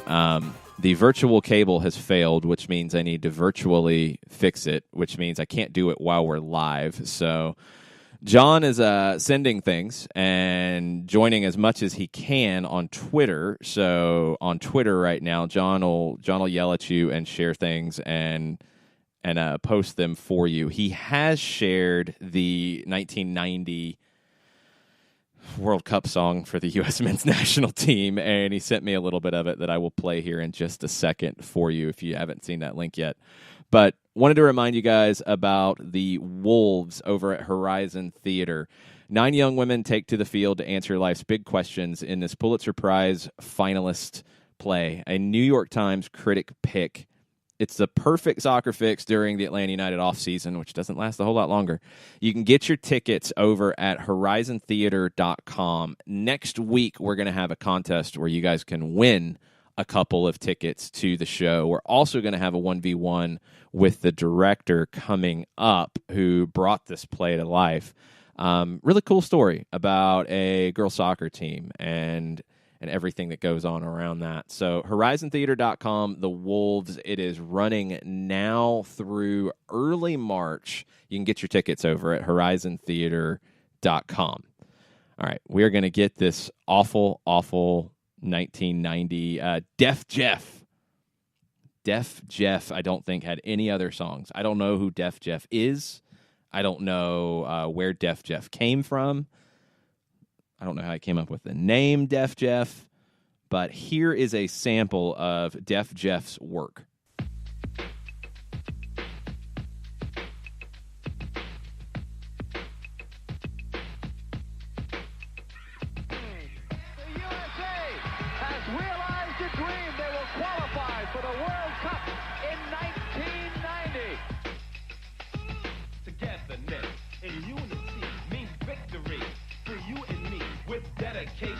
Heart and soul, you have the tools to achieve your goals in a battle. I never lose cause I'm a champion. I march on till victory is won. Reaching higher, striving harder, always doing better, cause it's a part of the winning spirit. You gotta keep your chin up, and we'll be coming home with the World Cup. So put your best foot forward, together let's step. But make sure momentum is kept. Togetherness and unity means victory for you and me. With intellect and self-respect, attain whatever you want to get. Togetherness and unity means victory in Italy. With dedication, heart and soul, you have the tools to achieve your goals. When I was young, my folks would demand, work hard for what you want and be the best you can. Stay out of trouble, get an education. You see, as great as Def Jeff's work is, I think the video for this makes it even more amazing. You have to see the whole video with the 1990 World Cup team dancing on a beach and also joining into the song, and it's very bad sometimes as well. Yeah, it's not good. I would like to think that if the team was to do this and do their version of the Super Bowl Shuffle now, it would be a little bit better. I hope. I'm not positive of that, but I'm hoping. John Nason with one I did not know at all. How could you not love this classic from my first World Cup memories in 1982? This time by the England World Cup squad. Probably better than the U.S. squad and Def Jeff, I would assume. Definitely that. And Dan James with the World Cup 98, one of the songs from that soundtrack, Don't Come Home Too Soon by Delamitri. It was Scotland's official song. And they did come home too soon because that's what happens with the Scottish team in World Cups. It doesn't go well. Jackson with FIFA soundtracks, FIFA 12 with Escapee or Hits Me Like a Rock, and shared some of those. I think what I'm going to have to do is set up like a Spotify playlist with all of these in it and go through it. We might have to set that up from SDH. That'll be a lot of fun because there's a lot of good stuff here. John Nason shared the World in Motion from New Order, best World Cup anthem ever. I would probably agree with that. Nick O'Leafy, if you list Robbie Williams' World Cup performance as a favorite, you're a cop. Oh, Robbie. I like Robbie Williams. If you haven't seen some of the videos of his live performances, I believe he did one at Slane Castle with like hundreds of thousands of people. It's a really cool show, and just the visuals are amazing. His stuff when he first went solo, I like it. Oh man, I'm trying to think of the song now, and I've got to look it up. I'm trying to think of which one by him. Millennium was probably his biggest hit in the U.S. along with Angels, but it was... Which one was it is my favorite that I would still play a lot? Let Me Entertain You. That was the one that should have been a theme to some World Cup or tournament or team or something. That's a good one. Jill shares one of Newcastle, and we've been talking about pronunciation now, and I don't know exactly. Away the Lads, I'm going to guess. This is from Toon Army Tunes. I guess this is one of their songs at Newcastle, so Atlanta United fans might need to learn it. Percy Herrera shared Cup of Life. Thank you, Percy. Retweeting that. Shiva with the I Believe That We Will Win chant. It was great when it first started. Absolutely great. Absolutely great during matches when it was still becoming a thing, but it got so overdone, Shiva.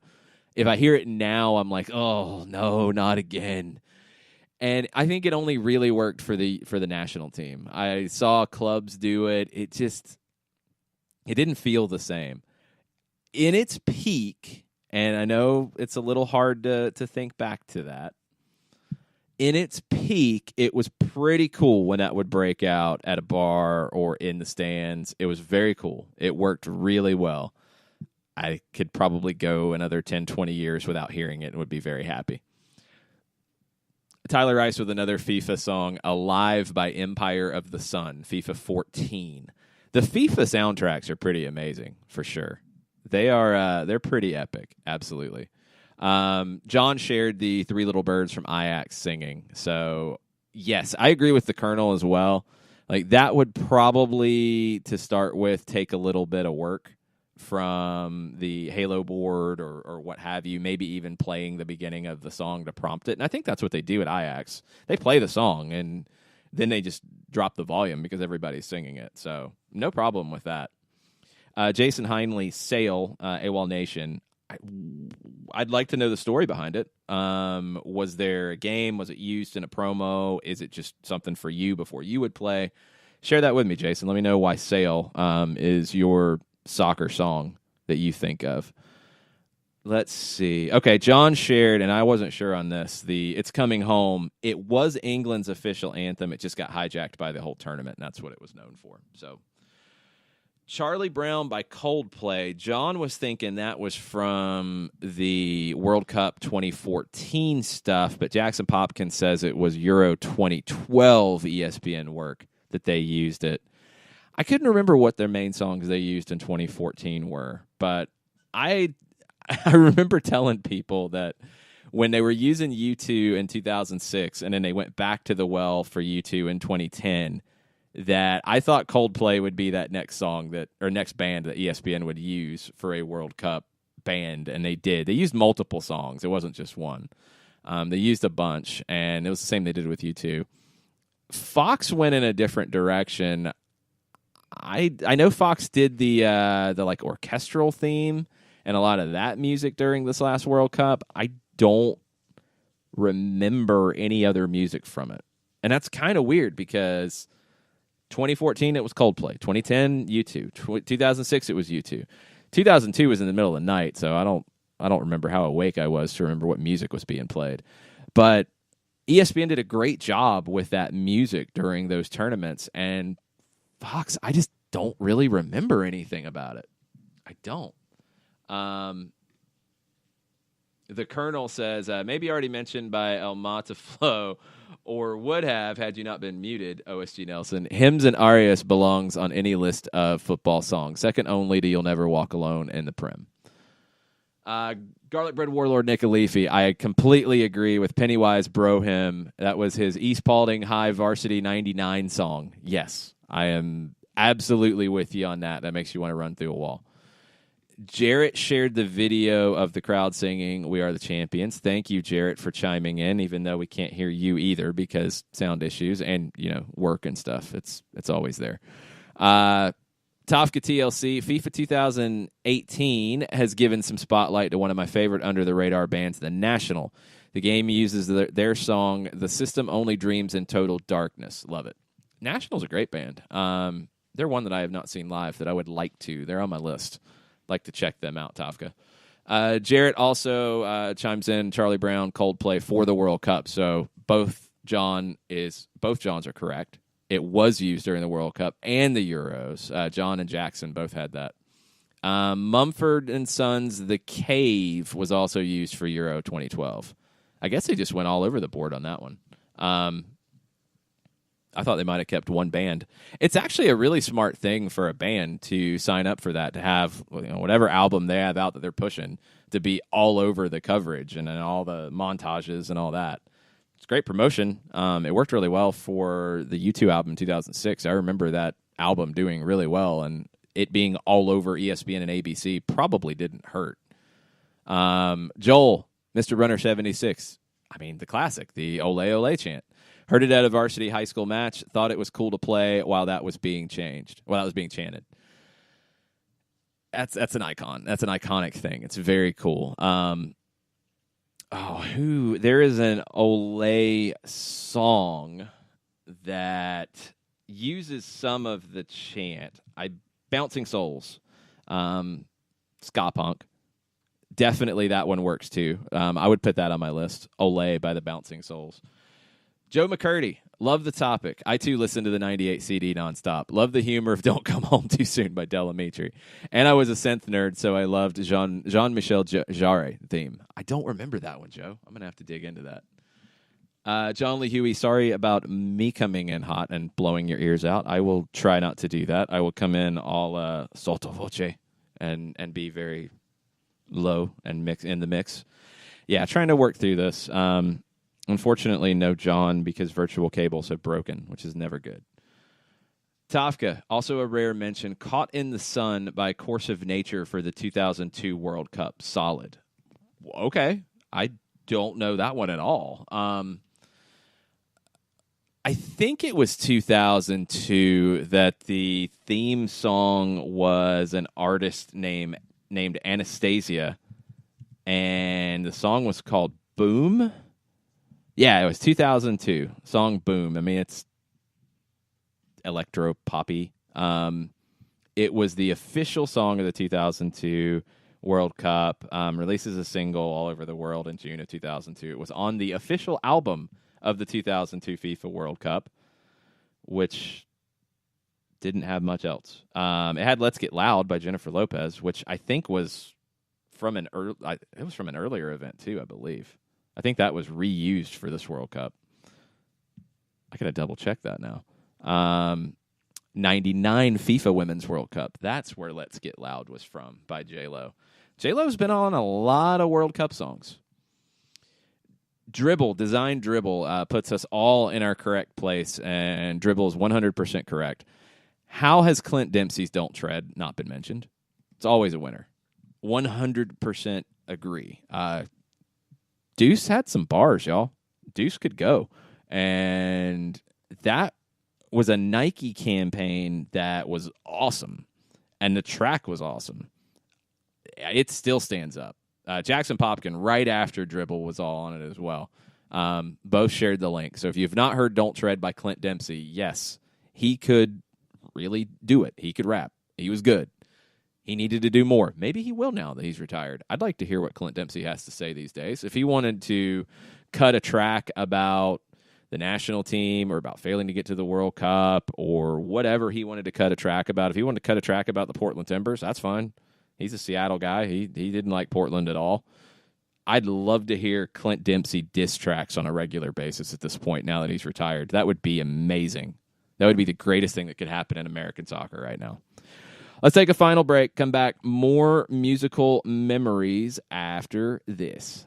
As a business owner, you know that every year brings new challenges and opportunities. The success of your business demands expertise and focus, and Country Financial can help you keep that focus by helping ensure you have the right insurance protection in place to meet your goals. Jason Wright can help you create a customized insurance plan that has coverages designed just for your business. Give Jason a call at 678-568-6871 or reach him on Facebook at Jason Wright Agency. Coverages vary by state. Policies issued by Country Mutual Insurance Company, Bloomington, Illinois.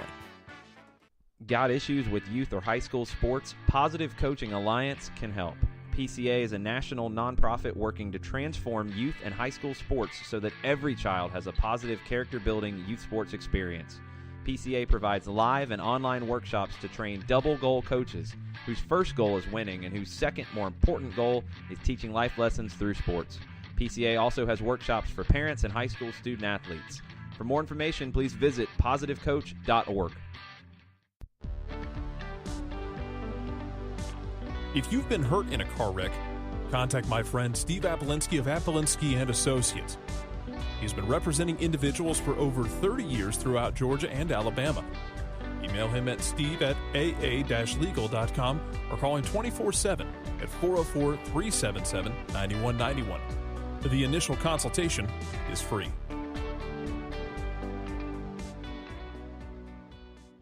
I adopted Bento in 2010 from a shelter. This cat makes me make art. He's always motivating me to draw pictures of him. He just is motivating artistically. He's my best friend, but a lot of people know him as Keyboard Cat. Keyboard Cat, YouTube star and shelter pet. Amazing adoption stories start in shelters. Start yours today. Visit theshelterpetproject.org to find a pet near you. Brought to you by Maddie's Fund, the Humane Society of the United States, and the Ad Council. Final segment, Soccer Down Here, February 1st edition.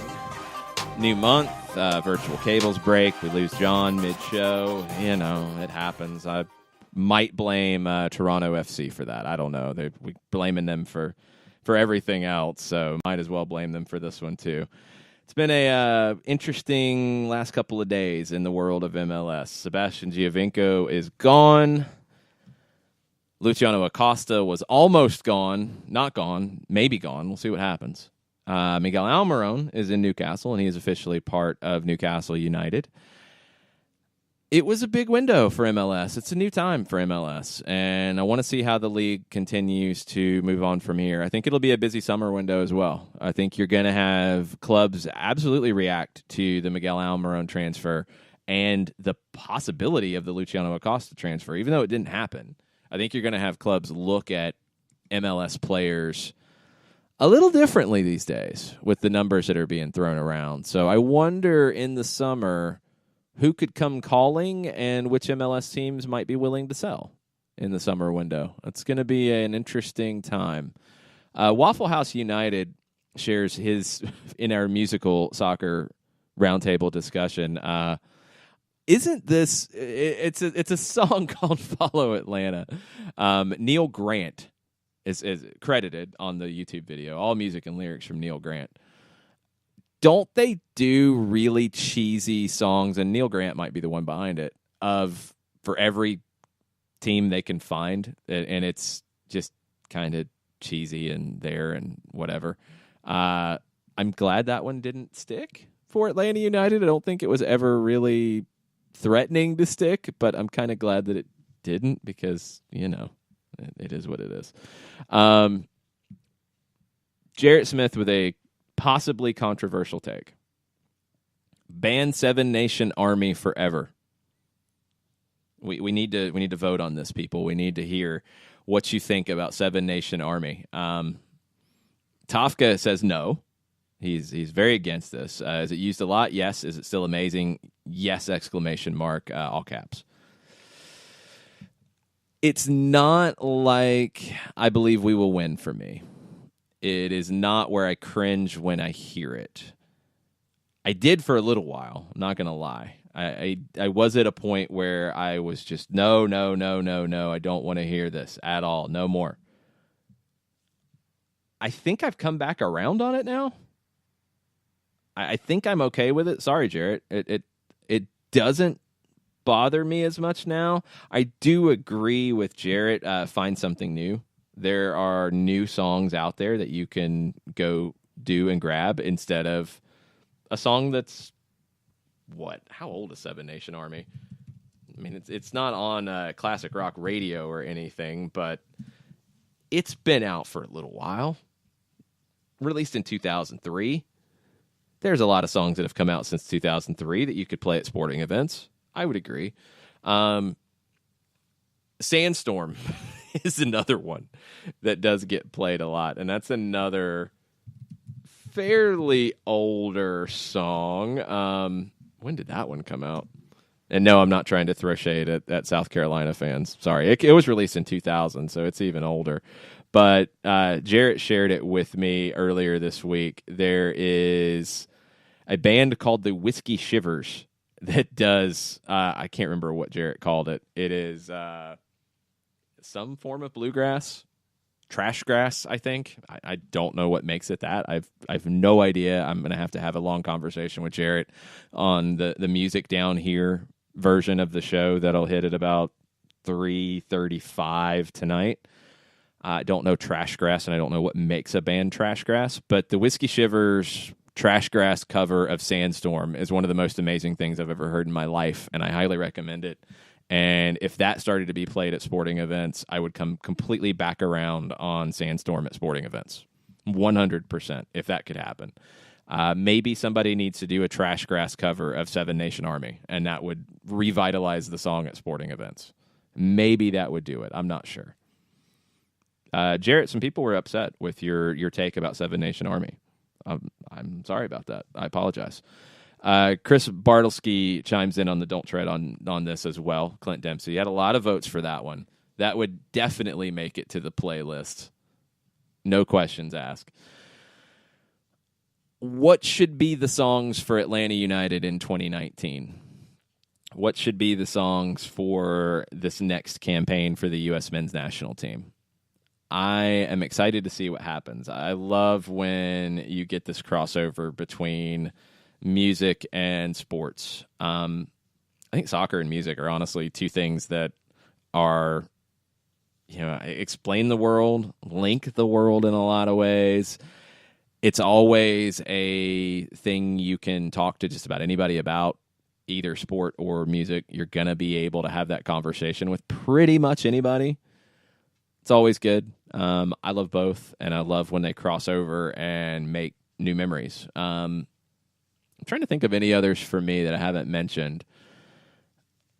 High school, it was definitely Nine Inch Nails had like a hole in pregame. Always remember that.